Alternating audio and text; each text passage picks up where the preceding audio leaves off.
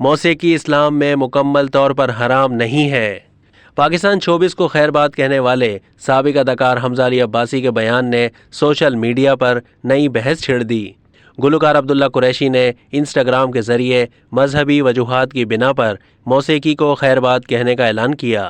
جہاں گلوکار عبداللہ قریشی کے اس اقدام کو سراہا جا رہا ہے، وہیں کچھ حلقے اسے تنقید کا نشانہ بھی بنا رہے ہیں۔ ابھی یہ بحث جاری ہی تھی کہ حمزہ علی عباسی نے بھی بہتی گنگا میں ہاتھ دھو لیے اور توپوں کا رخ اپنی جانب کر لیا، جنہوں نے خود بھی مذہبی وجوہات کی بنا پر شوبز انڈسٹری سے کنارہ کشی کر لی تھی۔ حمزہ علی عباسی نے فیس بک اور ٹویٹر پر اپنے خیالات کا اظہار کرتے ہوئے سابق گلوکار عبداللہ قریشی کے اس اقدام پر نیک خواہشات کا اظہار کرتے ہوئے دعائیں دیں اور انہیں آگاہ کیا کہ موسیقی اسلام میں مکمل طور پر حرام نہیں ہے۔ حمزہ علی عباسی نے اپنے موقف کی تصدیق کے لیے 2 یوٹیوب ویڈیوز کے لنک بھی شیئر کیے۔ پہلی ویڈیوز ان کے اپنے یوٹیوب چینل کی ہے، جبکہ دوسرا لنک جاوید احمد غامدی کے چینل کا ہے، جس میں گانا اور موسیقی پر اسلام کی روشنی میں تبصرہ کیا گیا۔ گلوکارہ نتاشا بیگ کو بھی عبداللہ قریشی کا مذہبی وجوہات کی بنا پر میوزک انڈسٹری کو خیر بات کہنا پسند نہیں آیا۔